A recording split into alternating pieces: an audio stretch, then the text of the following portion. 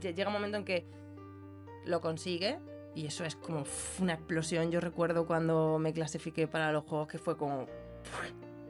Madre mía, lo que hemos conseguido, ¿no? Porque, sobre todo porque 6 meses antes, la pista cubierta del 2021, yo me veía tan mal. Y quieres controlarlo tanto que al final eso te controla a ti.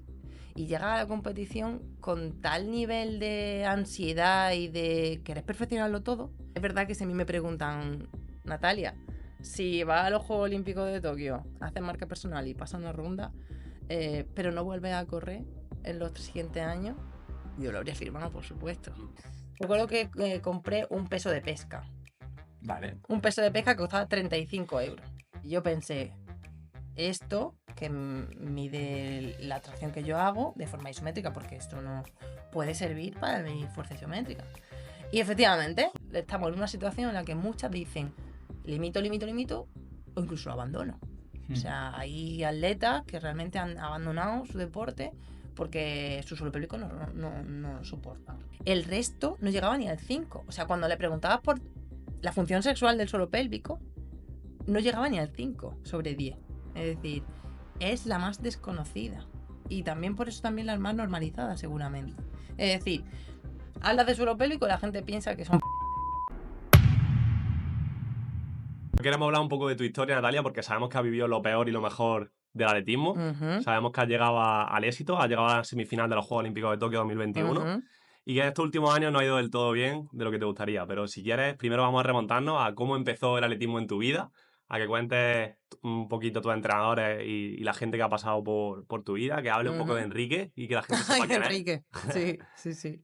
Bueno, pues a ver, es que hace ya muchos años, ¿no? Yo empecé muy pequeñita, como muchos de vosotros también. Fue porque un profesor del colegio me animó a apuntarme a entrenar y bueno, casualidades de la vida, porque yo estaba que sí, que sí, no.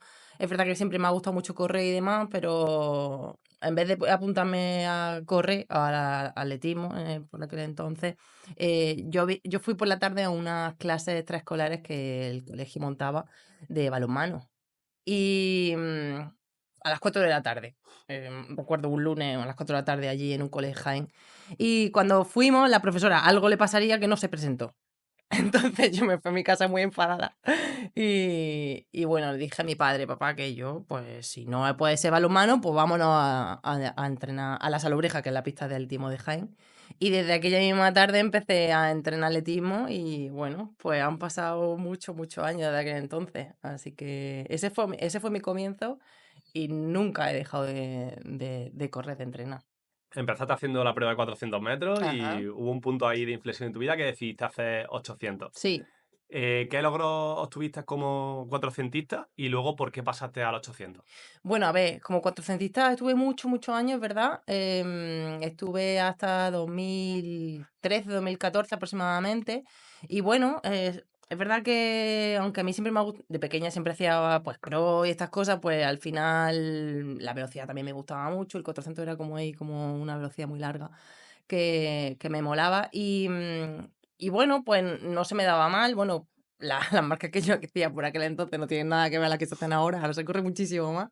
Pero bueno, como cuatrocentista fui muchas veces parte de la selección española y bueno, pues crecí mucho como deportista, como atleta y de la mano sobre todo mi principal entrenador en esa época que fue Víctor Alberca. Teníamos un grupo en Jaén, pues muy mono, la verdad. Al final con el grupo también se hace que entre más y mejor, ¿no? Y fueron unos años fructíferos, pero quizás ya los últimos años yo me vi como muy atrancada y bueno, pues también toda la situación personal, etcétera, pues hizo que me plantease cambio de entrenador y es cuando empecé con Pedro Jiménez. Con Pedro estuve, no sé si un par de años haciendo 400, me acerqué a mi marca personal, incluso no sé si en pista cubierta o en aire libre, mejoré en 400, pero llega un momento que dices, yo hacía 54, por eso digo que no tiene nada que ver que ahora es como 54, no. Pero bueno, para que entonces se corría eso. Y bueno, pues nada, que estuve con Pedro y al final en 2014 yo leí mi tesis Y ese mismo año, yo leí en enero, en septiembre empecé a trabajar en la UCAM como profesora a tiempo completo y claro, eso supuso que yo seguía entrenando, pero ya no descansaba, o sea, solo, no, o sea, la parte, digamos, invisible de entrenamiento no la hacía. Y eso hizo que pues me estancase más en 400 y me plantease seriamente dejarlo. En 2015, bueno, entre 2014 y 2015, creo que fue cuando me pasé, decidí, bueno, antes de dejarlo, vamos a probar el 800, ¿no? Siempre me ha picado mucho eso del medio fondo, el hacer más kilómetros y demás, que cuando hacía 400 no hacía. Entonces me pasé al 800 y bueno, al final la ilusión de un nuevo entrenamiento también te engancha. Entonces llegué, bueno, en 2015 me salió la oportunidad de irme a Mallorca, a una universidad pública que te permite, digamos, tener más flexibilidad y poner más huecos en tu día, ¿no? En la UCAM, digamos que era un horario un poco más estricto y en la universidad pública no trabajas menos, pero sí que te puede amoldar más tu horario. Y eso hizo que empezase a mejorar en 800. Y pues nada, empiezan a mejorar, pues te empiezas a enganchar otra vez y dices, hostia, pues entrenamientos nuevos, marcas nuevas y empecé a engancharme.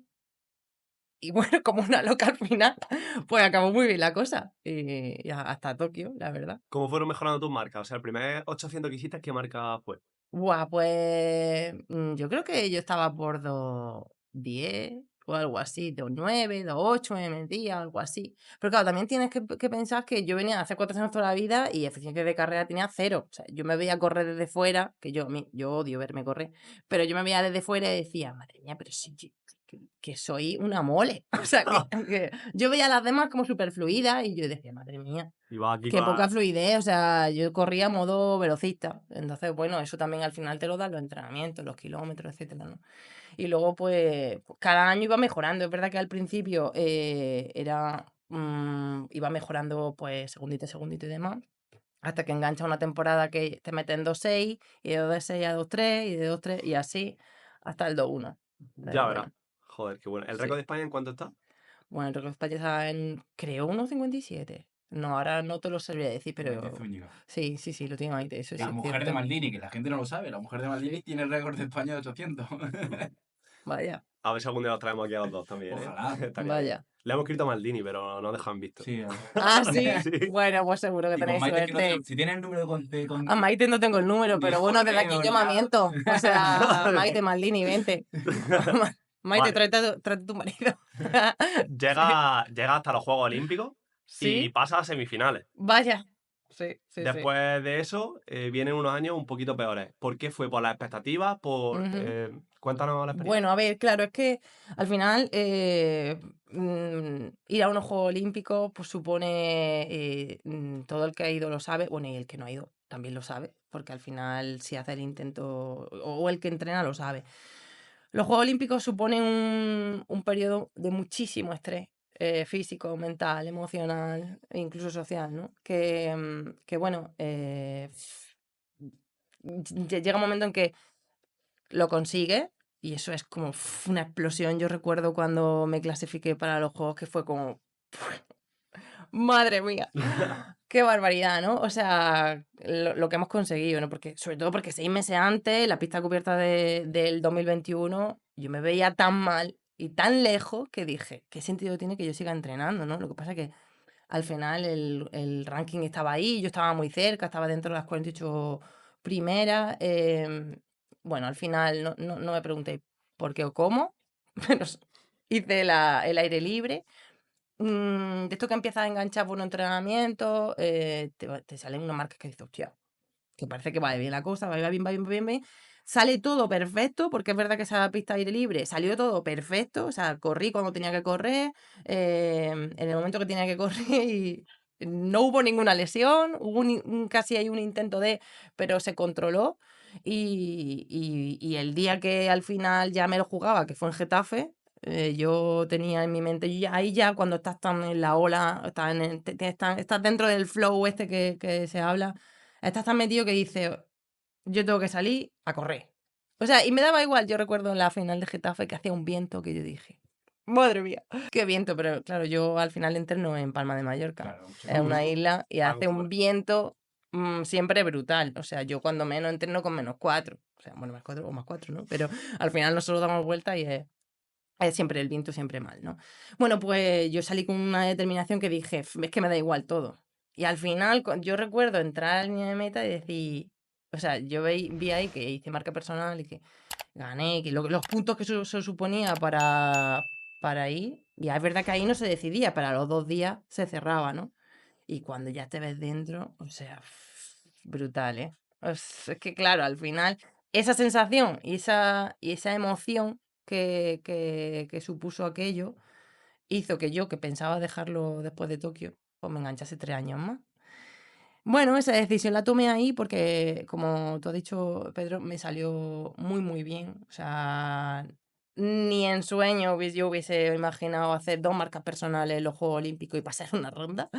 O sea, y fue tan, tan brutal que dije, pues vamos a seguir.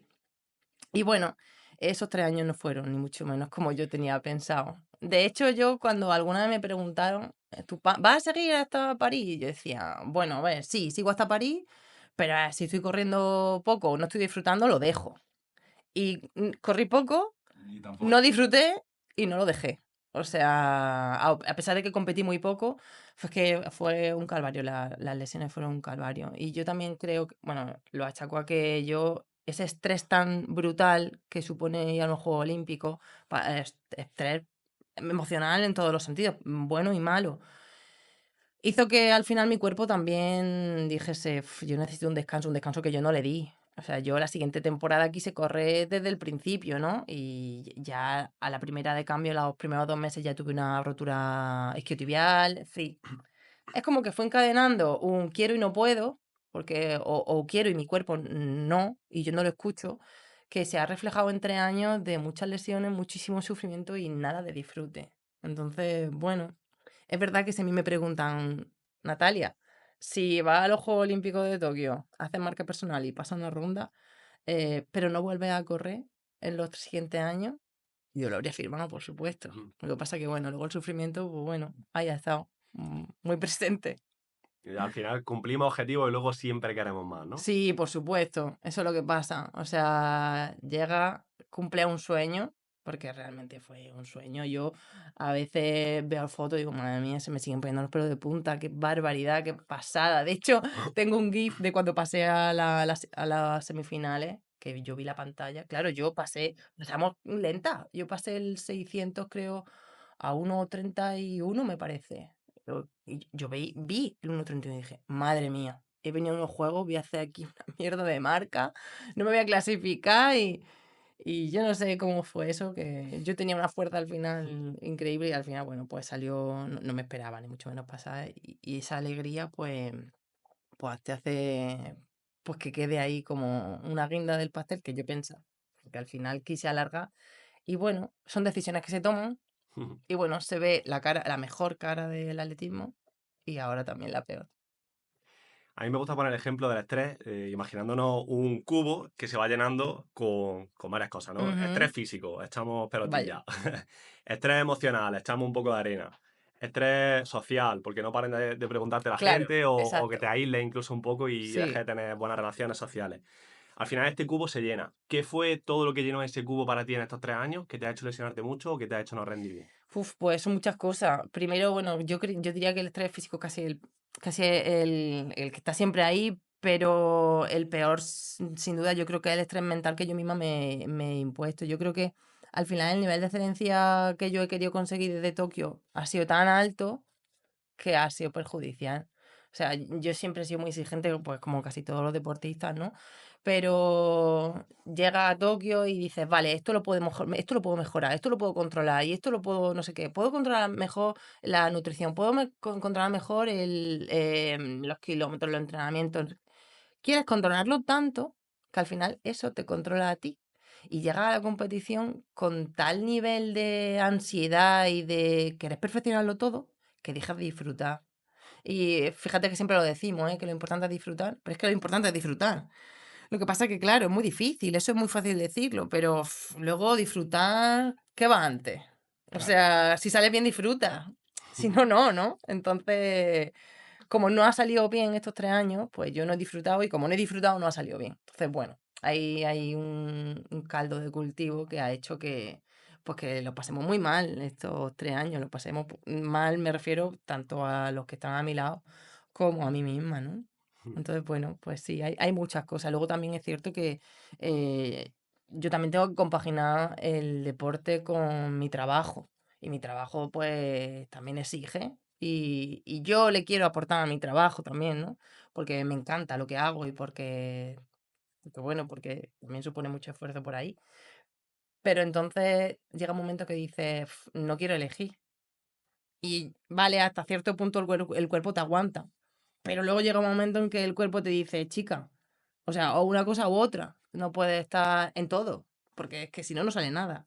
Y bueno, eso ha sido parte también de ese estrés que he ido metiendo en la taza, que está rehusado totalmente. No sé si te apetecerá hablar de la alimentación y de cómo te ha influido estos años y si crees que podría haberlo hecho de alguna otra manera que te hubiese ayudado a rendir bien o crees que ese no ha sido el culmen para que se llenase ese vaso. Bueno, sí, la verdad que la alimentación, por supuesto, es súper importante, tú lo sabes. En mi caso, bueno, hay, al final en todos los deportistas, como al final somos tan multifactoriales, no sabes realmente dónde está el kit, no sabes dónde está la clave. En mi caso, este último año, es verdad que yo me notaba que cualquier cosa que comía me hinchaba mucho, era como que tenía siempre déficit pues, nutricional en muchos aspectos, ¿no? Entonces yo quise controlar eso también y fui a una nutricionista y es verdad que, bueno, hicimos un estudio de estrés oxidativo y demás, tenía un estrés oxidativo brutal. Yo llegaba a un momento que yo comía a mediodía y pasaban 5 horas y yo seguía sin poder ni entrenar. O sea, yo siempre entreno por la mañana, ¿no? Fenomenal, por la mañana bien, pero a partir de mediodía, una cucharada de arroz, por ejemplo, ya me hinchaba para todo el día. ¿Qué es el estrés oxidativo para la gente? El estrés oxidativo, pues a nivel, digamos, digestivo, pues tiene una serie de bacterias, etcétera, que hacen que, pues, esté, bueno, eso y muchos otros componentes, ¿no? También emocional, etcétera, que hace que, pues, todo te siente mal, que, bueno, pues, tengas déficit nutricional, etcétera. Entonces, un poco por corregir, simplemente por el hecho de poder comer e irme, poder ir a entrenar a las 2 3 horas, ¿no? Es que yo llegaba a un momento que yo comía a mediodía y ya no podía hacer nada, o si lo hacía era me hinchaba, me sentía siempre muy mal. Entonces, quisimos también un poco arreglar eso porque no sabíamos si podía venir por ahí. Es verdad que mejoré muchísimo, me pusieron un tratamiento con probióticos y demás, la flora intestinal se normalizó bastante y demás. Yo ahora soy feliz porque puedo comer prácticamente de todo. Es verdad que he cuidado en la dieta algunas cosas. Por ejemplo, yo estuve muchos meses sin comer nada de gluten. Eso al final también hace que bajes peso, porque al final no comer gluten, por tanto, o sea, restringe en tu dieta, limita muchísimas cosas, no solo o sea, no solo el gluten en sí, ¿no? Por ejemplo, yo es verdad que soy muy golosa y aunque tampoco es que yo haga aquí coma demasiado dulce, pero sí que los pocos que comía, pues los quité. El pan, por supuesto, en el tema del gluten, comer buen pan, que a mí me encanta el pan, sin gluten es muy complicado. Pan de trigo sarraceno, Claro, tremendo. sarraceno, entonces que es caro y que además es difícil de conseguir según qué sitio, ¿no? Entonces llega un momento que pues te quitas mucho el pan, te quitas muchos componentes que hacen que también bajes peso y eso también repercuta en tu rendimiento. Pues claro, viene la fase de amenorrea, yo perdí la regla, de hecho después de Tokio estuve 6 meses sin regla y eso hace también que sea más, pues es más fácil que te lesiones, a nivel óseo también pues más fácil que aparezcan cosas, de hecho yo he tenido un edema óseo en el talón y luego este año he tenido otro a nivel de sacro, es decir, que al final empiezas a meter en esa taza que tú decías de estrés, de estrés, empiezas a meter otros componentes, quito de aquí y ahora viene aquí. Llega un momento que dejas de controlar todo eso y te metes en un bucle que dices, madre mía, es que si quito de un lado, pongo de otro y al final no se arregla nada, la situación va peor. Y a lo mejor lo que te está pidiendo tu cuerpo es un descanso, que yo nunca le he dado. Entonces, bueno, quizá eso sea lo más importante. Que hay tantas cosas a tener en cuenta en el Ujú. rendimiento. Al final, bueno, imagino que lo que tenía era disbiosis, ¿no? O sea, que tenía Sí, desequilibrio de la sí, microbiota. un desequilibrio, exacto, La verdad, exactamente. te empiezan a quitar el gluten, bueno, luego al final no sabes si la disbiosis realmente te viene por el estrés o por la Claro, alimentación, que eso exacto. es Sí, bastante sí, sí, sí, complicado. sí. Es muy difícil, sí. Hmm. Vino Marta Pérez con Irene Ajá, Sánchez Escribano y Antonio Serrano vinieron también y hablaron sí, del síndrome de deficiencia energética. sí, Y siempre proponemos que lancéis un mensaje, por ejemplo, a las jóvenes que te ven, que son las que suelen tener este sí. síndrome, incluso a los jóvenes que también lo tengan, aunque sea menos prevalente. ¿Qué le dirías si tuviera 10 segundos para hablar? ¿Qué mensaje les lanzaría para decirles que tienen que prevenir el síndrome de deficiencia energética? ¿O qué consejo le darías en base a tu experiencia que has estado en lo mejor y en lo peor del atletismo? Sí, bueno, que no se obsesionen, porque es que al final el obsesionarte con el peso, la comida, etcétera, al final hace que lo mires todo tanto y te obsesiones tanto y te comas tanto la cabeza que al final eso influye en tu cuerpo, de una forma y de otra, física, psicológica, emocionalmente, y eso te desequilibra totalmente. Y bueno, creo que hay que cuidarse, por supuesto, pero no obsesionarse y que creo que tenemos creencias erróneas en ese sentido. Es decir, el no tener regla no es normal y tiene muchas consecuencias muy malas para el cuerpo. Entonces, yo creo que también acudir a los profesionales de referencia es fundamental, ¿no? No crees que no tener la regla es porque tengo bajo peso y entonces eso está genial. Creo que es una creencia errónea que igual, si no lo sabes, igual crees que no es tan errónea. Ujú. Qué bueno. Bueno, muchas gracias por tu mensaje. Bueno. No es normal tener regla y no es normal tener síndrome premenstrual. O No es sea, normal no tener la regla. Sí, sí, la regla hay que tenerla, por supuesto. La amenorrea, pues, tiene unas consecuencias muy, muy importantes. De hecho, bueno, yo cuando mejor he estado en el ámbito deportivo, tenía cierta regularidad, dentro de lo que la irregularidad que puede tener una deportista, ¿no? Pero cuando me quedé sin regla es cuando vinieron los mayores problemas.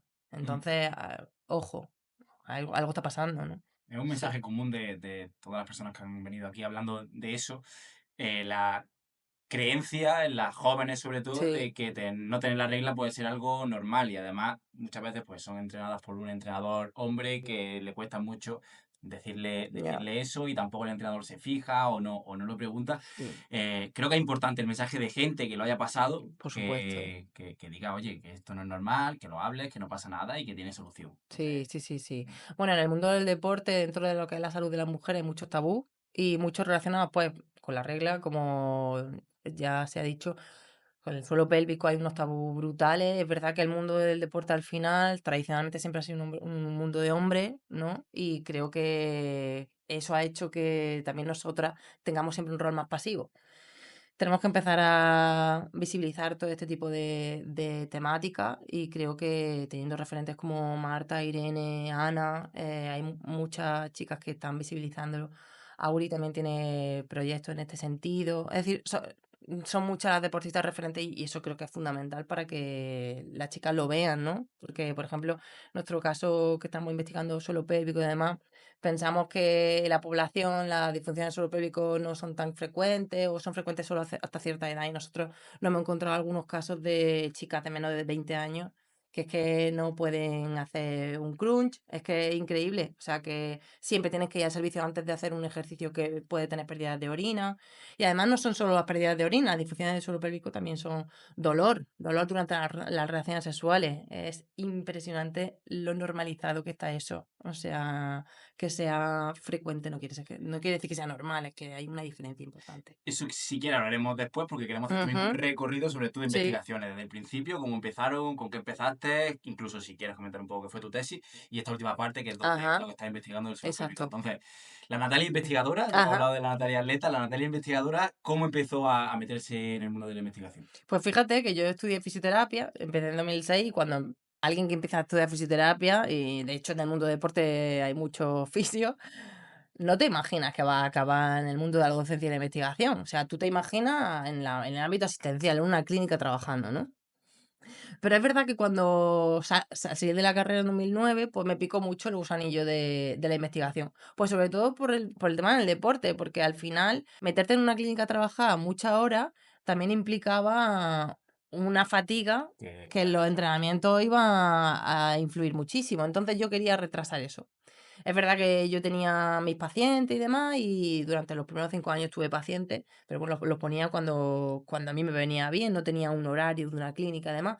Entonces eso hizo que me picase mucho el tema de la investigación. Y nada más salí de la carrera, hice un máster que además tenía un perfil de investigación y bueno, pues empecé a hacer investigaciones relacionadas con la propiocepción, ¿no? El sentido de la exposición y el movimiento de tus partes corporales. De hecho, creo que Pedro fue uno de mis primeros sujetos Sí, sí, sí. experimentales. Sí, ¿Podéis sí. contarlo?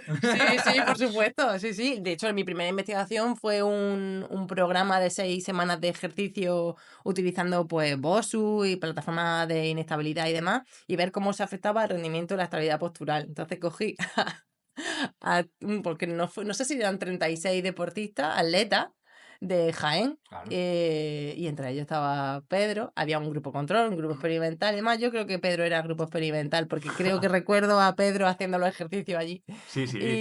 Y bueno, antes y después se evaluaba estabilidad postural, que sobre todo era lo que yo evaluaba y demás. Y bueno, y vimos algunos cambios, y bueno, pues Pedro estaba en mi inicio, ahí estaba él. Yo me acuerdo que tenía una máquina que me subía, ¿no? Y Sí. tenía que controlar que el círculo se quedase en medio. Bueno, Y sí, yo me lo claro, eso era tomaba súper en laboratorio, serio. es verdad, sí, era con una máquina Biodex que, claro, que ya hace muchos años de eso, pero es cierto, era como un biofeedback que te decía dónde estaba tu centro de presiones, que es el centro de gravedad en el suelo, y tenías que controlar un poco dónde estaba el punto y que se fuese, de hecho había una prueba de límites de la estabilidad que tenías que ir a un lado y otro, es como un jueguecito. Entonces eso, evaluábamos el control que tenía, en este caso el deportista, para controlar su propio cuerpo dentro de la base de sustentación. Y bueno, es verdad que esa prueba ni me acordaba de ella, sí, Ya. es verdad. Nosotros, fíjate si somos picados que llegábamos y le decíamos, ¿quién lo ha hecho mejor? Sí, eso era así. O sea, yo al principio no le podía decir nada, cuando ya acaba el estudio sí se lo puede decir, porque si no Claro. me segan en el estudio. Pero sí, es que tenía unos personajes importantes ahí Ya verás. en Jaén. Pero sí, es verdad que mis primeros años de investigación todos fueron en Jaén. Yo tenía a los pobres atletas quemados. No, hombre, y Los ellos tenía encantados de la quemados. vida y seguro que las conclusiones que sacaban eran útiles después para Sí, sí, ellos y sobre sí. De entrenadores. hecho, después de esa investigación vino otra de los efectos de la fatiga. Y los puse a hacer, recuerdo, una sesión de 300 al 95% 4. Muy Ostras, heavy. Sí, eso sí, no la hice. era casi hasta el fallo. Y vimos cómo afectaba la estabilidad postural, por supuesto, mucho. Pero sí, claro, por eso digo que la muestra de Jaén la quemé totalmente, por eso me tuve que ir a otro sitio. Te dejaba Ya no allí, me ¿no? podía, ya Oye, claro, necesito estaban ayuda, quemadísimos. deportistas. Sí, No, sí. conmigo no cuentes. Sí, eran. O sea, Pero los trataba bien y eran geniales, sí, sí. ha hecho uno de fatiga, otro de propiocepción. ¿Y He cómo hecho sigue? muchísimo, he hecho muchísimo. Desde aquel entonces hemos hecho un poco según lo que vas leyendo, digamos, los huecos que hay en la literatura científica, digamos, la justificación de que tú sigas investigando. Entonces, mi tesis era sobre todo eso, el trabajo propioceptivo y también la fatiga que eso tiene, la fatiga que tiene el propio entrenamiento en la propiocepción, ¿no? Por eso mi tesis era propiocepción en atletismo, porque eran 8 estudios diferentes, todo en atleta y vimos muchas cosillas y a partir de ahí fue la semilla que luego pues seguí investigando otro tipo digamos, de factores siempre dentro del deporte. ¿Y qué conclusión llegaste en esa tesis? Bueno, había muchas, pero pues bueno, que se necesita un cierto tiempo de descanso para que la estabilidad postural, que era lo que yo investigaba, pues se pueda recuperar y cómo eso influye en las lesiones después. Es verdad que en ciencia no se puede decir que la estabilidad postural sea la causa o la consecuencia, a no ser que te haga un estudio prospectivo. Es decir, yo mido y hago un seguimiento, ¿no? Y veo qué pasa después. Entonces, ahí sí que se puede decir si es factor de riesgo o no, o si se previene o no. Pero claro, cuando se hacen investigaciones, digamos, que yo evalúo y veo lo que ha pasado antes, que son, digamos, retrospectivas, puede establecer relaciones, pero no causa consecuencias. Entonces, bueno, pues, bueno, nosotros hicimos sobre todo retrospectivas. Es verdad que hice una que fue un seguimiento y se vio como la estabilidad postural en ciertos momentos de la temporada, sobre todo cuando hay mucha carga de trabajo, pues disminuye. Pero como, claro, al final muy, muy relacionado con la fatiga Fatiga. que los Cuanto deportistas más tienen. fatiga, menos Claro, estabilidad. normalmente sí, cuando hay más volumen de entrenamiento era peor estabilidad. Entonces, claro, ahí vimos, bueno, que la estabilidad postural pues hay que tenerla en cuenta y demás, pero que puede variar dependiendo de la fase de la temporada en la que se encuentra el deportista. Pero bueno, es verdad que luego en la tesis, ya cuando tú haces la tesis, lees la tesis y luego te vas dando cuenta de algunas cosas que podía haber hecho mejor. Al final esto siempre es así, ¿no? De hecho, ahora mismo, dentro de un año, miraré mis investigadores y veré, ¿y esto cómo lo hice así? ¿Y esto por qué no lo hice de otra manera, no? Al final le da muchas vueltas. Pero bueno, en aquel entonces los estudios que hicimos fueron así, fueron casi todos de carácter retrospectivo, excepto ese. Y bueno, sobre todo al final la tesis lo que te enseña es te poner las competencias para poder Seguir investigando, seguir ¿no? investigando, exactamente, sí, sí. Y después de esa tesis, ¿hacia dónde fue tu investigación? Bueno, hicimos investigaciones, bueno, a ver, yo es que en mi caso nunca he tenido dinero para investigar. Vale, Siempre siempre he hay que sido pedir. un poco pobre.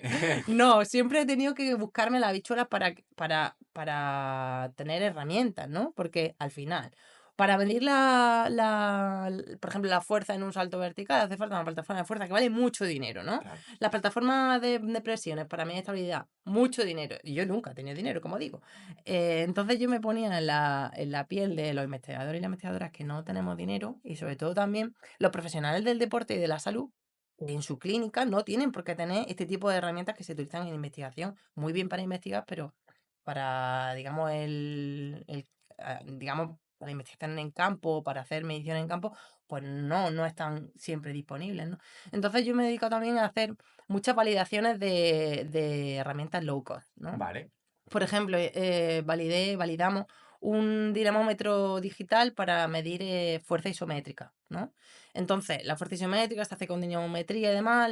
La justificación es que un dinamómetro, digamos, para evaluar fuerza isométrica es mucho más barato que un isocinético. Un isocinético es muy, muy, muy caro y encima nada transportable, etcétera. Entonces, hay investigadores que validan un dinamómetro de presión que los que son, porque son más baratos, pero valen 1.000 euros. Claro, yo me pongo, digo, pero es que 1.000 euros sigue siendo muy caro. Total. Claro, o sea, ¿cómo? Siempre. Claro, 1.000 euros. ¿Quién se imagina? Entonces yo decía, pues no puede ser. Entonces, yo recuerdo que me iba a algunas tiendas de deporte y decía, a ver, ¿qué puede haber aquí que pueda servir para medir X, ¿no? Entonces, recuerdo que compré un peso de pesca.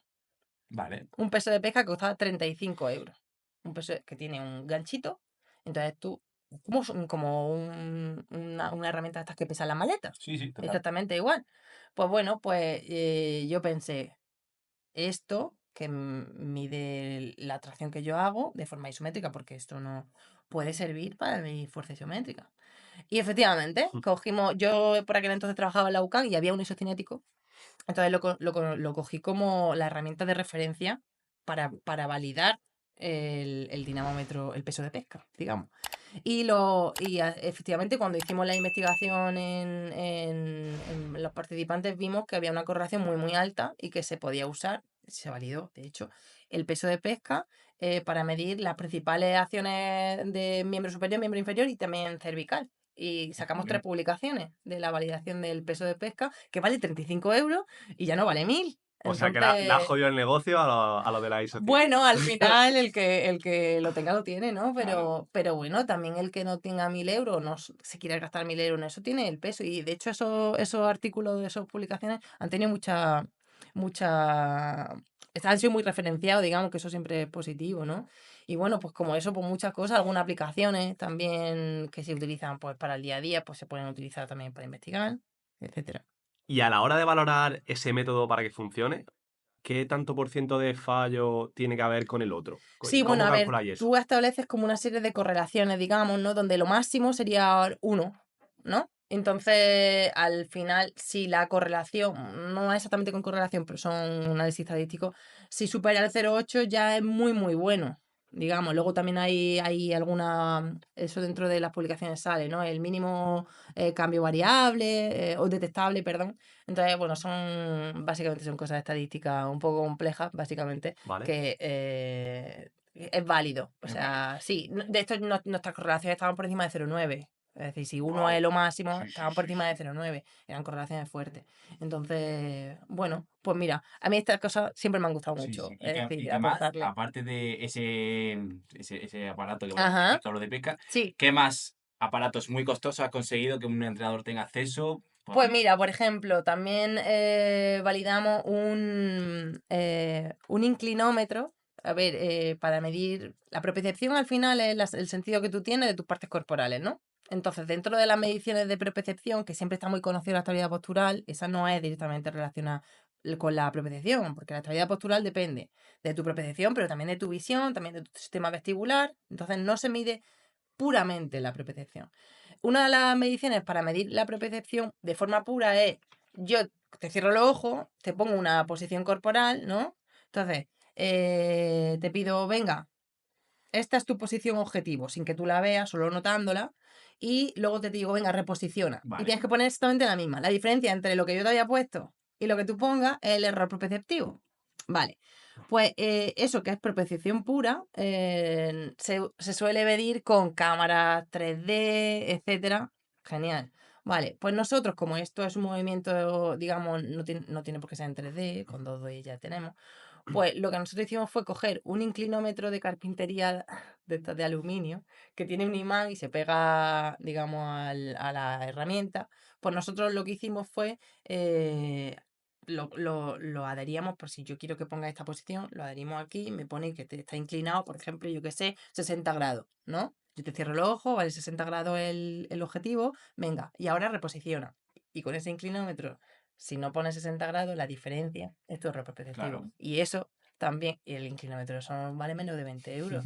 Es decir, Joder. ese tipo de cosas es lo que a mí siempre me ha molado, porque, como digo, yo nunca he tenido dinero, pero siempre me ha encantado investigar. Entonces necesito que también la gente, hay mucha gente como yo, entonces, pues eso siempre creo que es útil, ¿no? Pero bueno.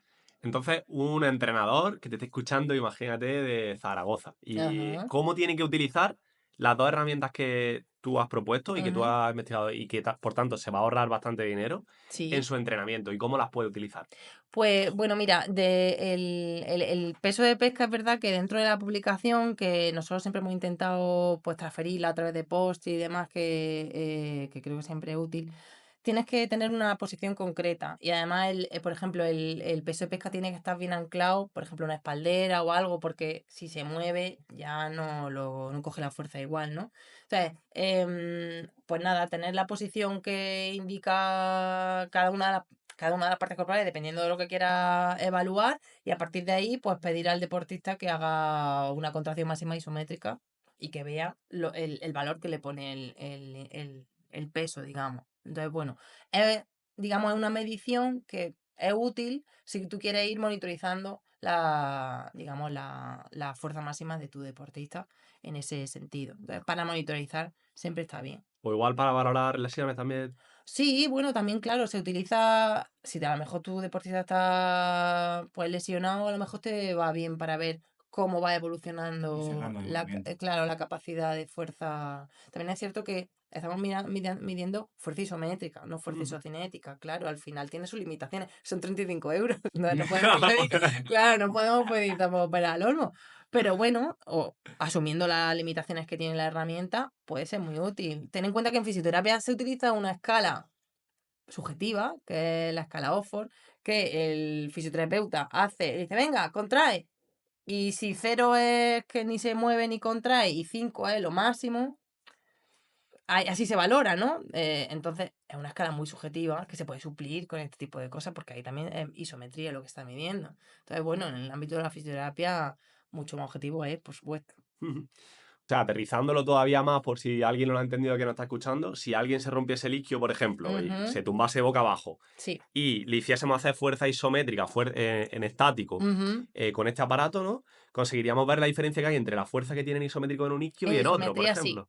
El problema es que cuando se lesiona el isquio, casi siempre, claro, al final hay parámetros de fuerza que son los que realmente son sensibles. Habría que ver cuáles son los sensibles a la lesión que estás midiendo. Es decir, a lo mejor en isometría consigues que esté bien, incluso igual que el contralateral, pero a lo mejor en excéntrico no.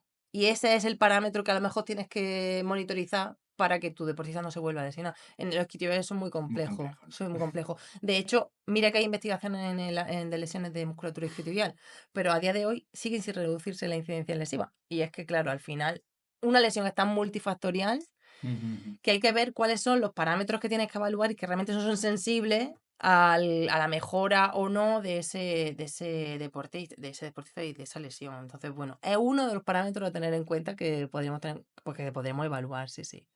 Qué bueno. Y leyendo un poco sobre Natalia Romero, me ha asistido un poco ChatGPT, hay que decir la verdad.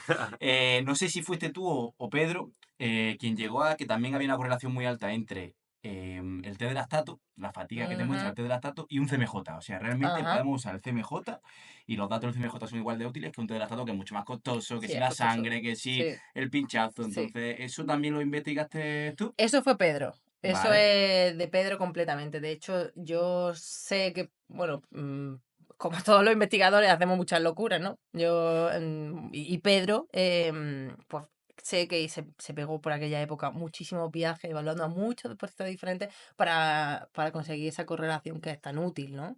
Al final también facilitar la vida a los que realmente están con los deportistas, porque al final nosotros somos investigadores y lo que tenemos que hacer es darle la herramienta a los entrenadores. Entonces, no se sirve de nada investigar si no se transfiere. Y creo que este tipo de investigaciones, que como las que hizo Pedro en aquel entonces, tienen una transferencia brutal y tienen que tenerla, porque si no, no sirve de nada, ¿no? Entonces, sí, en el ámbito del deporte, los profesionales de la salud, como los fisios, los entrenadores y demás, tienen que nutrirse de la evidencia y nosotros se lo tenemos que poner fácil. Es como una simbiosis que tiene que estar y que a veces se pierde. El eslabón por el camino se difumina y creo que eso no puede.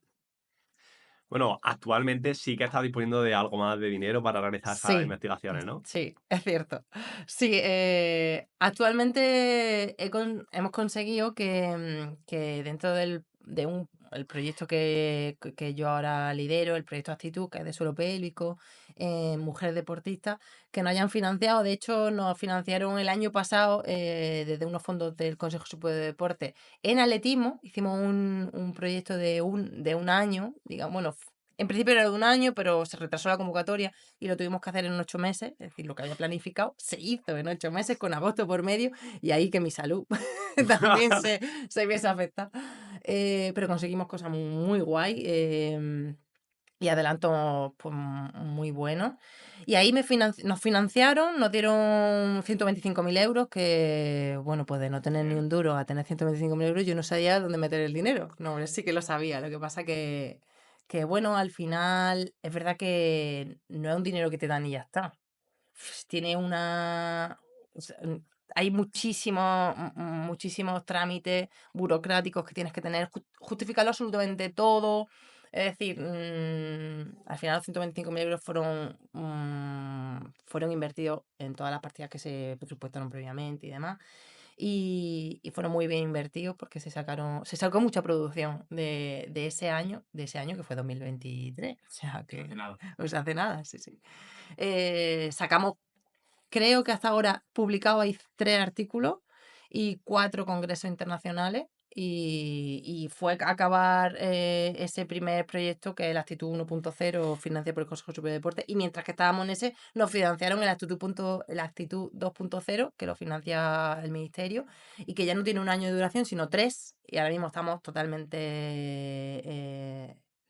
metidos en ese proyecto. De hecho, esta semana estamos en Madrid evaluando a deportistas y demás. Y bueno, este proyecto es más largo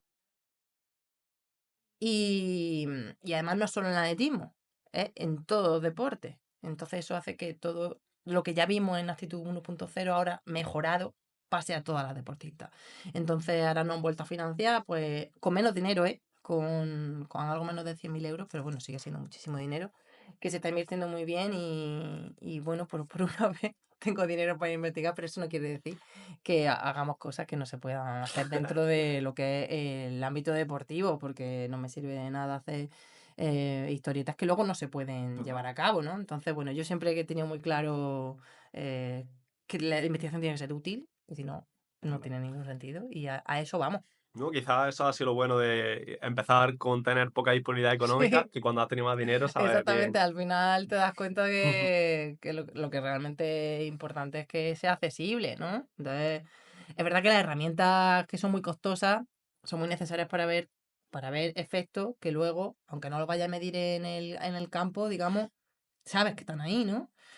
Pero, pero diseñar investigaciones que necesitan que la persona que lo vaya a hacer se gaste mucho dinero, a veces pierde su función. Entonces, bueno, hay que tener un poco las miradas también puestas en la transferencia de lo que hace. Vale, hablemos de ese proyecto Actitud Ujú, 1.0. el 1.0. ¿Cómo empieza? ¿Qué es lo primero que ves? ¿Y qué es lo que más te sorprende? Pues mira, empieza, como digo, esto es en atletismo y empezó en marzo del 2023 y claro, nos financian, 2020 marzo de 2023, había que cerrar en septiembre, luego nos dieron una prórroga hasta noviembre, 2 meses, que eso no es nada de prórroga.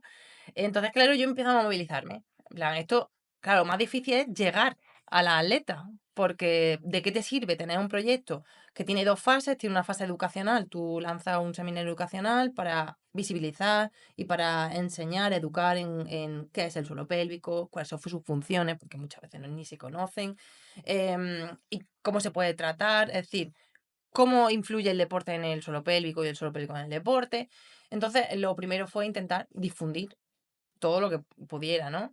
De hecho, tuve una reunión con el presidente de la Federación Española, que nos acogió súper bien, nos dijo que, por supuesto, que teníamos su apoyo, muchos clubes, muchos grupos de entrenamiento, muchas atletas referentes que nos ayudaron a difundir el cuestionario, digamos, que luego te daba acceso a la inscripción. Entonces hicimos una primera sesión educacional que hubo muchísimas atletas participantes. Creo recordar que fueron casi 300, 260, 280, que son muchas, ¿no? Hicimos diferentes sesiones para llegar cada vez más gente. Y claro, era un cuestionario inicial y luego al mes un cuestionario final. Y en el cuestionario inicial, que nos sirvió un poco para ver qué había, evaluábamos la prevalencia de síntomas relacionados con el suelo pélvico, el conocimiento, los hábitos. Y vimos algo que no nos sorprendió, que es que la incontinencia urinaria era muy frecuente. O sea, de las que contestaron, más del 50% tenía pérdida de orina durante su Domésticas, vida. deportistas y jóvenes. Exacto, sí, era la media de edad creo que era menos de 30. Es decir, Joder. era algo que pensamos que está por encima de los 45 y en No. deporte está también en deportistas y en atletas muy jóvenes. Entonces, eso era lo primero que vimos y que no nos sorprendió porque sabíamos que había una prevalencia alta. Pero también lo que vimos y que a mí me llamó mucho la atención fue el dolor durante las relaciones sexuales, la dispareunia que se llama. Cuando tú le preguntabas a la atleta, ¿tienes dolor durante o después de las relaciones sexuales? Casi un 60% dijo que sí. Es decir, a mí eso me parece algo muy, muy importante que atender. Esto no puede pasar que, como es tan frecuente, normalicemos que las relaciones sexuales duelen. O sea, no tienen que ser así, ¿no? Entonces creo que eso es uno de los aspectos más que a mí me llamaron la atención, ¿no? Luego el conocimiento en relación al suelo pélvico también muy bajito. Muy bajito. Se considera adecuado a partir de un 7 y solo la incontinencia urinaria llegaba al 7 y era un 7,0. El resto no llegaba ni al 5. O sea, cuando le preguntabas por la función sexual del suelo pélvico, no llegaba ni al 5 sobre 10. Es decir, es la más desconocida. Y también por eso también la más normalizada, seguramente. Es decir, hablas de suelo pélvico y la gente piensa que son pérdidas de orina. Que es mucho más. Ujú. Pérdidas de orina, pérdidas de contenido fecal, dolor pélvico, son algo que al final te determina tanto en tu día a día y a las deportistas le puede llegar a determinar tanto que al final nosotros ahora que estamos en el segundo actitud, exploráramos un poco qué límites tienen las deportistas cuando hacen deporte. Pues muchas de ellas han dejado de hacer saltos, que es digamos, la actividad que más impacta en el suelo pélvico o la que más se relaciona con los síntomas. Se deshidratan en los entrenamientos para no tener pérdida de orina. Hacen estrategias de vaciado previa, el por si acaso, que eso no es un hábito que sea sano para el suelo pélvico. Al final, la vejiga tiene que llenarse hasta cierto punto para avisarte a ti de, vamos, que hay que ir a orinar. Bueno, pues claro, si no dejamos que se llene, al final estamos desentrenándonos, ¿no? A que eso no siga su mecanismo normal o fisiológico. Entonces, hay tantas cosas que hacemos en el deporte y que nadie nos ha enseñado que está mal o que pueden ser perjudiciales, que al final, ¿qué ha pasado? Que estas deportistas o estas atletas que limitan su entrenamiento, que ven que cada vez va peor, que no piden ayuda sanitaria, porque esto también es fundamental. No pedimos ayuda por el pudor, por la normalización, no pedimos ayuda. Entonces esto, al final, estamos en una situación en la que muchas dicen limito, o incluso lo abandono. O sea, hay atletas que realmente han abandonado su deporte porque su suelo pélvico no lo soporta. Joder. Entonces, me parece que es algo que no puede pasar. Todo esto viene de tener poca fuerza en el suelo pélvico. No tiene por qué ser solo poca fuerza. De hecho, hay investigadoras, de hecho aquí hay un grupo de Madrid que ha hecho una investigación hace muy poquito, que ha visto que el suelo pélvico de las mujeres deportistas es más fuerte que las sedentarias. Pero tenemos más disfunción del suelo pélvico en deporte que la sedentaria. Y es que no solo tiene por qué ser la fuerza, es decir, el suelo pélvico se contrae, es verdad que tiene que tener fuerza, pero tiene unos mecanismos de sinergias con la musculatura y demás que hace que el suelo pélvico o la musculatura del suelo pélvico y la sinergia se contraigan en cierto momento, incluso de forma anticipada, ¿no? Entonces ya no es solo cuestión de fuerza, sino también de cantidad de fuerza, sino también de calidad, de se contraiga en el momento adecuado, ¿no? Y eso hay muy poco investigado sobre eso. Por eso, la Natalia investigadora de la propiocepción de los primeros años, ahora, junto con el suelo pélvico, estamos viendo cositas muy interesantes en cuanto a la propiocepción del suelo pélvico, la poca conciencia que tenemos las deportistas, porque al final es una estructura que no ves. Es una estructura muy profunda y que es difícil controlar si nunca nadie te ha enseñado cómo se hace una contracción del suelo pélvico. Claro. De hecho, hay investigaciones que exploran a las mujeres que les dices contraer el suelo pélvico y si no les dices nada más, entre un 20 y un 30% de las mujeres no saben contraer el suelo pélvico. Y la contracción del suelo pélvico tiene que ser correcta, porque si se hace de forma incorrecta, de forma hiperpresiva, puede ser perjudicial, ¿no? Y lo que no podemos permitir es que si en deporte hay tanta difusión, se cree, no podemos permitir pensar que el deporte es malo y al final se termina demonizando el deporte y eso tampoco puede pasar, porque de hecho el deporte aporta muchos beneficios también al suelo pélvico. Lo que pasa es que hay que tener ciertos hábitos que, como digo, nunca nos explican. A mí nunca me han explicado que no puedo hacer un empuje ni puedo hacer una apnea cuando hago, por ejemplo, un ejercicio de sentadilla. Si lo haces en apnea, el estrés que le supone al suelo pélvico se multiplica de forma exponencial. Hay que hacer una expiración para que eso no bloquee y no se estrese tanto la estructura. Porque al final estamos, digamos, estresándolo demasiado hasta que llega un momento que no lo soporta. Hay millones de hábitos que hacemos en nuestro día a día y luego hábitos deportivos que deberíamos evitar. Por ejemplo, el de la apnea durante el esfuerzo, sobre todo el ejercicio de fuerza, hace que el suelo pélvico, la hiperpresión que soporta sea muy brutal. Entonces, eso hay que evitarlo. Luego, es verdad que el suelo pélvico, como he dicho antes, se contrae de forma previa para... hay una anticipación, no solo el suelo pélvico, sino también de musculatura ¿Pero profunda y demás. consciente o inconsciente? Claro, normalmente es de forma inconsciente, pero esa sinergia también hay que entrenarla cuando se pierden, ¿no? Entonces, cuando vas a hacer un ejercicio que va a suponer un impacto en el suelo pélvico, como sabes que vas a hacer ejercicio, alguna parte de la literatura recomienda hacer una contracción correcta del suelo pélvico preparatoria que puede disminuir el impacto que le llega al suelo pélvico, lo compensa ciertamente. Pero es verdad que en el deporte a veces hay acciones que tú no puedes prever y el suelo pélvico tiene que reaccionar ante ellas, ¿no? Entonces hay investigaciones que van encaminadas, que todavía hay muy poco sobre esto, a fomentar las sinergias anticipatorias del suelo pélvico. Pero claro, como digo, hay muy poquito investigado de esto y todavía no está claro si entrenar, por ejemplo, una superficie inestable que supone una activación de esa sinergia podría tener que ver con esta mejora. Eso está todavía muy en pañales, como todo lo relacionado en el suelo pélvico en deporte. A día de hoy, con la evidencia científica que existe, Ajá.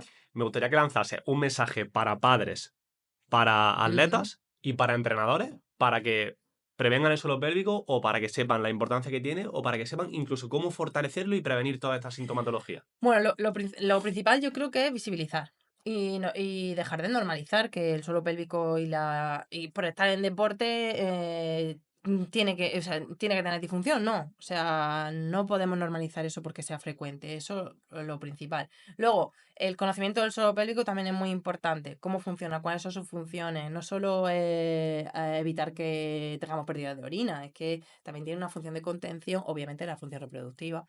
Tiene una función dentro del ámbito sexual, que también está muy invisibilizada. Al final se habla poco. Y eso hace que, como no se habla, sea tabú y si hay problemas, pues no se visibilicen y no haya demanda sanitaria. Y luego, si hay disfunción, por supuesto, consultar a los profesionales sanitarios de referencia, que eso también es fundamental, ¿no? Y luego, por supuesto, incorporar aquellas prácticas que son saludables para el suelo pélvico. No, o sea, evitar el deshidratarse para entrenar, evitar, ¿qué te digo yo? El estreñimiento también, que está muy... o sea, fomentar la dieta que Que no no te te provoque estriña, estreñimiento. exacto, que no te estriña. Porque claro, al final, los hábitos relacionados con hábitos misionales, tengo mucha prisa y empujo para que se haga más rápido. Eso es fatal para el suelo pélvico, ¿no? Lo mismo para evacuar, tener sitios de preferencia para hacer pis o para defecar, pues no, porque ahí estás condicionando también a tu suelo pélvico y a la patrón normal de funcionamiento. En fin, todo este tipo de cositas O que sea, que nunca va. nos han dicho. Cuando vas a defecar, nunca nos han dicho, No aprietes. claro, no aprietes o aguanta la respiración. O sea, no. El banquito es para que se te suban un poquito las rodillas por encima de la cadera, que eso fomenta, digamos, el tránsito. Y además, pues cuando hagas fuerza, tiene que ser en expiración. A mí eso no me lo habían dicho nunca, ¿no? En deporte, pues consultar al profesional sanitario siempre y incluir un programa de suelo pélvico con ejercicios de fortalecimiento del suelo pélvico previa concienciación, porque primero tienes que saber dónde está el suelo pélvico, que está muy bien, pues, saber dónde está, por qué está formado, etcétera. Y una vez que estás ahí, conciencia corporal sobre el suelo pélvico, y una vez que tengo propiocepción de estas Claro. estructuras, contraerla. Si no, ¿cómo vas a Sí, contraer sí. algo que no sabes ni dónde está, ni qué es, ni si tiene? ¿No? Entonces, pues eso, la práctica de ejercicios de concienciación y fortalecimiento del suelo pélvico. Por ejemplo, nosotros en el Actitud 1.0 pusimos en marcha una aplicación móvil que hemos creado que se llama Actitud Project y supervisada por un profesional sanitario, que esto es muy importante. Ellas hacían ejercicios de suelo pélvico 3 veces en semana y mejoraron, por ejemplo, la sintomatología relacionada con la incontinencia urinaria. Wow. Entonces, si con 6 semanas solamente ya hemos conseguido eso, ahora con el 2.0 vamos a proponer un programa de 12 semanas, también supervisado por profesionales, pero a través de una app. Porque si al final decimos que uno de los obstáculos más importantes es el pudor, la falta de demanda sanitaria y muchas veces una mujer que sea joven le da vergüenza ir a un profesional a pedirle o una técnica intracavitaria que yo sé que a lo mejor pues, puede causar pues más un límite, ¿no? en su demanda sanitaria. Pues bueno, nosotros a través de esta aplicación hacemos que desde casa, que lo pueden manejar cuando ellos quieran, puedan hacer un programa de suelo pélvico de forma, digamos, más autónoma. Obviamente, hacer un programa de suelo pélvico necesita la supervisión de un profesional y una evaluación previa, por lo que he dicho antes, porque si tú haces una contracción contraria a la que queremos que haga, puede ser perjudicial. Entonces, por eso siempre pues tenés conciencia corporal y una vez que decidas hacer ejercicio de suelo pélvico, siempre supervisado. Y en el entrenamiento, la entrenadora y los entrenadores pueden Ujú. aplicar algún ejercicio que sea básico, que sea fácil, que se pueda incorporar en el día a día para el fortalecimiento del suelo pélvico. Bueno, primero habría que explorar a las deportistas que están entrenando, a ver, porque muy probablemente haya alguna disfunción y no lo sepan, ¿no? Entonces, visibilizar y concienciar de que hay que ir a Al acudir al profesional. profesional Eso sanitario. siempre. Sí. Y luego ejercicios de concienciación que no son nada cruentos, es decir, que no son perjudiciales, simplemente llevar tu atención a la estructura del suelo pélvico, ver cómo se forman, activarla, etcétera. Yo creo que siempre va a ser beneficioso, la verdad que sí. Y bueno, siempre hacerlo, siempre poder ser cuando no estás fatigado, ¿no? Claro. Porque cuando estás fatigado al final, y con las investigaciones que hemos hecho y con las que ya hay, es mucho más difícil focalizar la atención. Entonces, si me preguntas cuándo meterlo, pues mejor cuando no estés en fatiga, Vale. ¿no? Genial. Sí, que igual puedes hacerlo durante el calentamiento, ¿no? Ujú. Pero tampoco imagino que será bueno estar todo el rato pensando en el suelo pélvico, ¿no? O No, sea, claro, exacto. Como digo, es una parte más, ¿no? Igual que hacemos ejercicios para prevenir lesiones en la parte isquiotibial, o en rodillas, en tobillos, ¿por qué no hacerlo para el suelo pélvico, ¿no? O incorporarlo dentro de la rutina. Entonces, bueno, es verdad que, como he dicho antes, hay muy poquito investigado sobre esto en deporte. Fuera del deporte ya hay más, pero en deporte pues está resurgiendo ahora.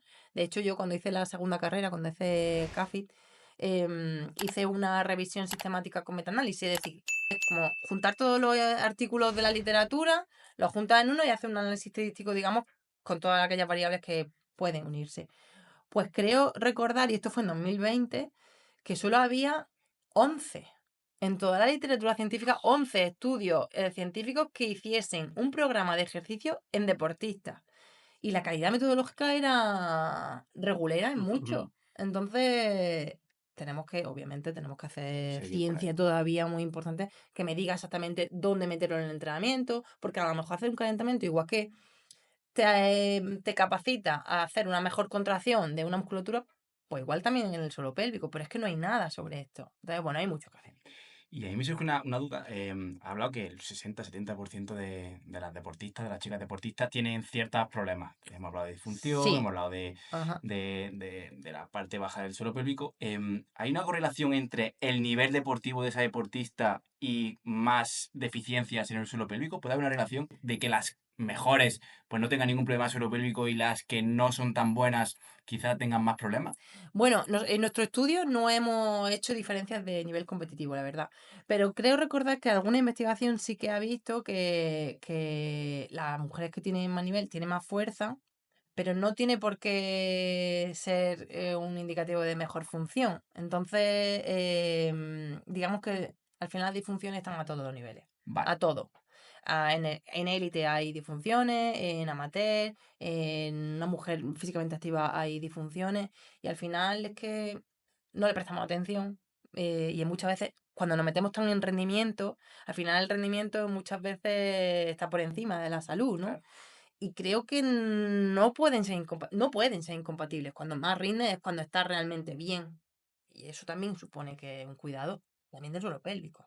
Entonces, bueno, pues hay que cuidarlo. Está claro que hay que cuidarlo y estemos en el nivel que estemos. Sí, sí. ¿Y hacia dónde van tus investigaciones de cara al futuro? Bueno, ahora mismo estamos súper metidos en Actitud 2.0. De hecho, ahora empezamos la segunda fase de Actitud 2.0. Ese seminario educacional que hicimos en atletismo, ahora lo repetimos, pero con 3 seminarios, porque antes fue solo uno, 3 seminarios diferentes, es decir, una formación más larga en el tiempo. Y vimos que con esos 3 seminarios se mejoraba el conocimiento, pero también los hábitos. Es decir, conseguimos que las deportistas que hicieron ese seminario, esos 3 seminarios, que además los seminarios tenían modelos 3D, eran en directo, tenían ejercicios prácticos de conciencia corporal como los que he dicho que se pueden hacer y que no son nada cruentos. Bueno, pues todo eso hizo que un mes después mejoraran el conocimiento y mejoraran los hábitos. Es decir, tenían hábitos más saludables o digamos menos hábitos que fuesen potencialmente dañinos. Y bueno, todo eso lo vimos antes de verano y ahora estamos pues implementando, justamente ahora empezamos las evaluaciones iniciales para implementar un programa de 12 semanas de entrenamiento de suelo pélvico a través de una aplicación móvil en mujeres deportistas Qué bueno. y veremos su efecto tanto en la fuerza como en la propiocepción, que de hecho hemos desarrollado un test nuevo en estos meses de locura. Hemos observado que no hay ninguna prueba propioceptiva pura del suelo pélvico, a pesar de la importancia que puede tener. Y hemos desarrollado un nuevo test que ahora mismo lo hemos presentado en un congreso internacional, que lo vamos a presentar en Boston en junio, en la Conferencia Nacional de la Mujer Atleta. Y nos Joder. vamos a Boston a presentarlo porque es un test que, bueno, ahora mismo tiene muchísima correlación con la fuerza y está por ver si realmente es sensible a esos cambios en el suelo pélvico que podrían determinar una disfunción.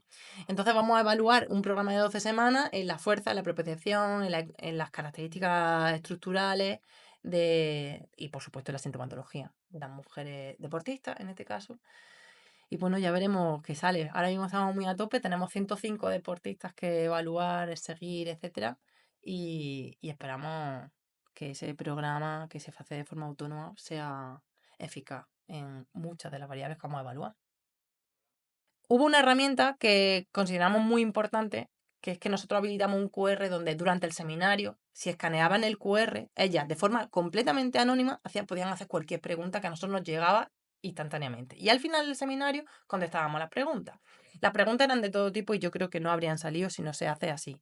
Porque muchas eran relacionadas con la masturbación, las relaciones sexuales, temas súper tabú, la lubricación, que no habrían salido si no llegamos a hacerlo así, ¿no? Porque si yo tengo que levantar la mano y preguntar por relaciones sexuales, o si una postura es mejor, o si el suelo pélvico puede estar relacionado, a lo mejor no lo pregunto. Entonces, en base a todas esas preguntas, también hemos hecho esos posts que van a ir a la app de Qué forma bueno. bisemanal. Entonces, bueno, pues tienen eso y luego o sea, claro, porque esto es un estudio de investigación y tenemos que ver si es efectivo o no. Varios grupos tienen acceso a un programa de ejercicio que va cambiando cada 2 semanas y van cumpliendo. Entonces lo hemos hecho nosotras viendo exactamente pues que está hecho para deportistas, los ejercicios que suelen hacer deportistas como una sentadilla, como un crunch, como un peso muerto, ¿no? Cosas que a lo mejor en mujeres sedentarias no introduciríamos, en deportistas sí. Y que va evolucionando al ritmo que ellas van poniendo, porque hasta que no van pasando ciertas sesiones no cambia el programa de ejercicio. Está hecho para que cada 2 semanas evolucionen los ejercicios y comprobando que obviamente lo hacen bien. Y nosotros siempre ahí al pie del cañón en un chat que tenemos habilitado para ella. Y bueno, es una herramienta que esperamos que después del estudio, cuando ya sepamos si realmente es efectiva, pueda salir para que los profesionales de la salud y del deporte puedan usarla. Qué bueno. Le daremos visibilidad cuando Ujú. esté funcionando. Y última pregunta, lo que todo el mundo se pregunta, Natalia, es si sigue entrenando o no sigue entrenando. Bueno, pues esa pregunta casi me la gusta yo. Bueno, a ver, entrenando estoy entrenando. Lo que pasa que es verdad que, como he dicho al principio, llevaba 3 años de mucho estrés, muchas lesiones y mucho quiero y no puedo, ¿no? Entonces, este verano, antes del Campeonato de España, o un par de meses antes, me volví a lesionar, tuve un edema óseo a nivel sacro, que hizo que parase de entrenar completamente, no podía prácticamente ni andar. Y ya, pues, llega un momento en el que ya piensas, Natalia, tu cuerpo te está pidiendo parar, ¿no? En verano tuve ahí un impasse de decir, lo dejo completamente y bueno, y ese impasse sigue ahí. Es decir, yo ahora mismo estoy entrenando, estoy sin objetivo, no estoy metiendo intensidad porque no puedo meterla, porque con actitud es imposible. Y ahora mismo, a día de hoy, no pienso en competir. De hecho, tengo cierta calma porque llega un momento en que mi cabeza relacionaba la competición con muchísimo estrés y casi tuve miedo a competir, ¿no? Y creo que eso ya, cuando tu cuerpo tiene miedo a competir, creo que es una bandera roja que hay que escuchar. Ahora mismo estoy en una fase de mi vida en la que he encontrado un equilibrio muy molón, en el que yo entreno cada día y le meto intensidad, pero también no lo pongo como prioridad máxima, ni lo intento controlar todo. Y eso quiere decir que volveré a competir, no lo sé. No sé si el adiós que dije a la competición en verano será un adiós definitivo, un hasta pronto, un hasta luego o un ahora vengo. No lo sé. De hecho, bueno, en este sentido ni siquiera me he pronunciado en redes, no he hecho ninguna publicación porque tampoco suelo hacer nada en redes. Y simplemente estoy esperando a saberlo realmente porque a lo mejor siempre me ha encantado hacer muchos kilómetros, ahora estoy haciendo más kilómetros que nunca y bueno, quizá vuelva en otra disciplina o no sé decir, es una pregunta que ni siquiera yo sé contestar. Así que bueno, ahí estamos. Bueno, pues última pregunta y creo que es la más importante de todas, y es que le cuenta a la gente que nos escucha quién es Enrique. ¡Ay, Enrique! Bueno, esto le va a hacer mucha gracia a él. Bueno, Enrique es la persona. Es decir, Enrique es mi pareja y él es el que siempre ha estado ahí, siempre ha estado ahí. Obviamente en la mala, en la buena. En la buena él siempre le ha gustado estar en la sombra. Nunca le gusta salir en ningún sitio, nunca le gusta que lo nombren. Por eso digo que le va a hacer gracia. Y Enrique siempre me ayuda a entrenar, o sea, desde que estamos juntos, llevamos muchos años juntos y siempre ha entrenado conmigo y desde que está en Mallorca, pues también es el que pone el raciocinio en el entrenamiento, porque si por mí fuera, yo soy muy burra. Es el que pone el freno y también el que me da gasolina cuando lo necesito y el que me da paz. Es decir, es el todo. el que siempre está ahí y al que le tengo que agradecer tanto, que a nivel personal, profesional, yo creo que todo lo que he conseguido a nivel de universidad, de deporte, a nivel personal, ha sido gracias a él. Así que, bueno, pues Enrique, pues prácticamente mi núcleo total. Así que, bueno, sí. Te pongo aún más en contexto, Ari. Enrique nunca ha hecho atletismo de competición. Le lleva toda la vida tirando las series, lleva Todo la vida el desde tiempo. pequeño. Y Sí. nunca ha competido, nunca se ha animado a... Un año que CPD hizo o algo. 2.800. 2.800 hizo. Él bajó de 2 minutos y dijo, Ya está, acabado. me retiro, en Ya la está. culmen, me Sí, retiro sí, en la ya culmen. está. Así que bueno, él ha sufrido también mucho conmigo, la verdad, y al final estos años también le han hecho también pues resentirse mucho en este mundo. Pero bueno, ahí ha estado el tío, que no había entrenamiento que no me tire y bueno, al final esto es tanto mío como suyo, ¿verdad? Qué bonito. Pues creo que es la mejor forma de acabar, ¿no? Sí. Totalmente. Muchas Bueno, gracias, Natalia. a él no creo que le haya hecho tanta gracia, pero bueno, no pasa nada, es súper bien. Así que bueno, muchas gracias a vosotros, ha sido un rato estupendo. Y bueno, que mucha suerte porque sois una fenómeno. Gracias a ti por venir. Muchas gracias. Bueno, Qué guay, ¿verdad? Ha quedado. bueno, Quedó muy guay. sí, no sé, vosotros que controláis el tema, Hombre, no sé ha si Queda muy esto... guay, Natalia. Si te lo ¿Sí? muy guay, sí. Bueno, me Muy, alegro, me muy guay. alegro.